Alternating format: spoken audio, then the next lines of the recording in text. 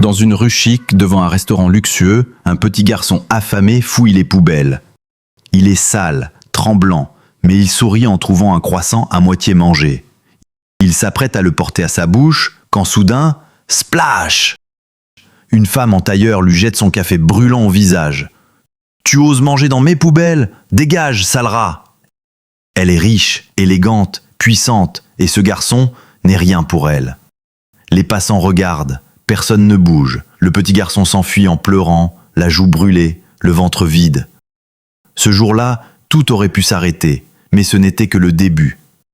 Un homme, assis non loin dans un vieux van, a tout vu.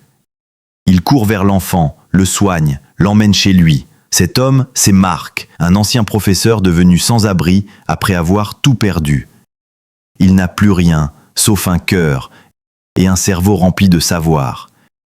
Il dit à l'enfant, « Tu t'appelles comment? Léo, Léo, tu veux apprendre à te défendre avec ton esprit ?» Chaque jour, dans ce vieux van rouillé, Léo apprend. Maths, lecture, programmation, pensée logique. Il apprend vite, très vite. Marc n'a pas de tablette neuve, mais il a des livres, des idées, une méthode, et surtout, une foi immense dans ce petit garçon rejeté par le monde. 2 ans plus tard, Marc tombe malade, très malade. Avant de mourir, il glisse une lettre dans la main de Léo. « Tu es prêt. Ce monde t'a craché dessus, mais ne t'a pas vaincu. Va leur montrer qui tu es. » Grâce à une bourse, Léo entre dans un centre pour jeunes surdoués. Il travaille sans relâche. À 16 ans, il crée une appli d'aide scolaire. À 18, il lance une start-up.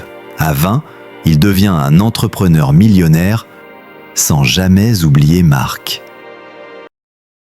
Un jour, en marchant dans la même rue, Léo revoit ce restaurant. Il s'arrête. Quelque chose a changé. La femme qui l'avait humilié est assise dehors. Le restaurant est vide, les dettes l'ont détruite. Elle ne le reconnaît pas. Léo entre, s'assoit, commande un café, la regarde dans les yeux, puis se lève sans dire un mot.